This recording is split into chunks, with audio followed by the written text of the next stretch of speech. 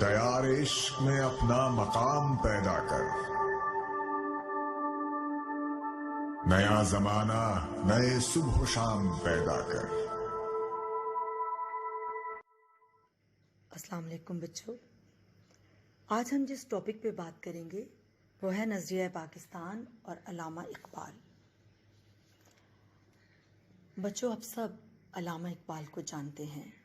علامہ اقبال کا شمار تحریک پاکستان کے ان نامور قائدین میں ہوتا ہے جن کے سیاسی اور ملی افکار نے برصغیر کے مسلمانوں میں خودی اور خود آگہی کا احساس بیدار کیا، جن کی قومی شاعری نے برصغیر کے مسلمانوں کو خواب غفلت سے جگا دیا، ان کو ان کی غلطیوں اور کوتاہیوں کا احساس دلایا۔ چنانچہ آپ مسلمانوں سے مخاطب ہو کر فرماتے ہیں کہ ہر کوئی مستے مئے ذوق تن آسانی ہے، ہر کوئی مستے مئے ذوق تن آسانی ہے، تم مسلمان ہو یہ انداز مسلمانی ہے، حیدری فقر ہے نئے دولت عثمانی ہے، تم کو اسلاف سے کیا نسبت روحانی ہے۔ فرمایا وہ زمانے میں معزز تھے مسلمان ہو کر، اور تم خوار ہوئے تارک قرآن ہو کر۔ بچوں، اقبال بھی قائد اعظم محمد علی جناح کی طرح ابتدا میں متحدہ ہندوستان کے قائل تھے۔ چنانچہ آپ نے مشہور ترانہ ہندی لکھا جس میں فرمایا کہ سارے جہاں سے اچھا ہندوستان ہمارا، ہم بلبلیں ہیں اس کی یہ گلستان ہمارا۔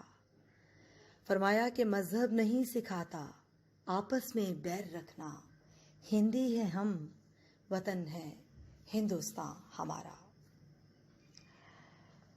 مگر بچوں، جب اقبال انگلستان اور یورپ کے دیگر ممالک میں گئے اور وہاں قیام کیا تو آپ کی سوچ میں تبدیلی آ گئی، آپ کو سوچ بچار کا موقع ملا، اور مسلمانوں کے ابتر حالات اور اسلام کی عظمت رفتہ کی یاد نے آپ کے وجود میں یہ احساس جاگزیں کیا کہ ہم ایک بہترین مذہب کے مالک ہونے کے باوجود کیوں زوال کا شکار ہیں۔ چنانچہ آپ نے 1908 میں وطن واپس آ کر عملی سیاست میں حصہ لیا اور مسلمانوں کے شعور کو بیدار کرنے کے لیے اپنی شاعرانہ صلاحیتوں کا بھرپور استعمال کیا۔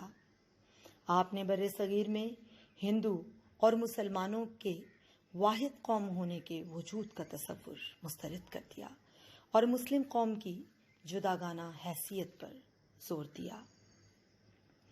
بچوں، اقبال نے نوجوان نسل سے مخاطب ہو کر ان کو ان کے شاندار ماضی کی یاد دلائی۔ چنانچہ فرمایا کہ کبھی ہے نوجوان مسلم تدبر بھی کیا تو نے، کبھی ہے نوجوان مسلم تدبر بھی کیا تو نے، وہ کیا گردوں تھا تو جس کا ہے ایک ٹوٹا ہوا تارا، تجھے اس قوم نے پالا ہے آغوش محبت میں، کچل ڈالا تھا جس نے پاؤں میں تاج سرے دارا۔ بچوں، اقبال نے ہندوستان کے مسلمانوں کی حالت زار دیکھی تو آپ کو احساس ہوا کہ مسلمانوں کو اپنی حیثیت کا شعور ہونا چاہیے۔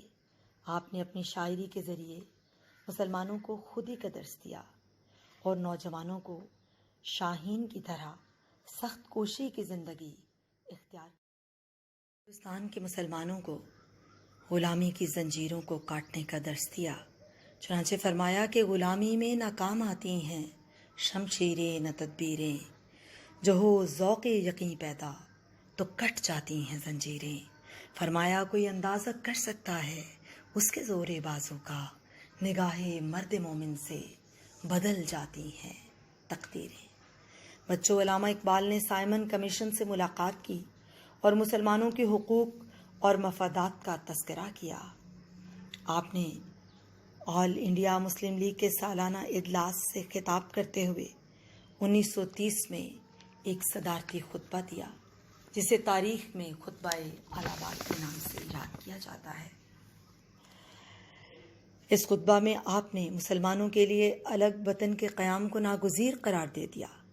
آپ نے اسلام کو ایک مکمل نظام مانتے ہوئے اسی بنیاد پر برصغیر کے شمال مغرب میں علیحدہ مسلم ریاست کے قیام کا تصور پیش کیا۔ چنانچہ بچوں، آپ نے فرمایا کہ انڈیا ایک بر صغیر ہے، ملک نہیں۔ یہاں مختلف مذاہب سے تعلق رکھنے اور مختلف زبانیں بولنے والے لوگ رہتے ہیں، اور مسلم قوم اپنی علیحدہ پہچان رکھتی ہے۔ تمام مہذب قوموں کا فرض ہے کہ وہ مسلمانوں کے مذہبی اصولوں اور ثقافتی و سماجی اقدار کا احترام کریں۔ علامہ اقبال اسلام کو ایک زندہ طاقت سمجھتے تھے۔ آپ نے اسلام کو ایک مکمل ضابطۂ حیات قرار دیا۔ آپ نے وطن کی بنیاد پر قومیت کے تصور کو بھی رد کر دیا اور دین اور سیاست کی جدائی کو ناپسند قرار دیا۔ آپ کے نزدیک قرآنی تعلیمات پر عمل کرنے میں ہی مسلمانوں کی نجات ہے۔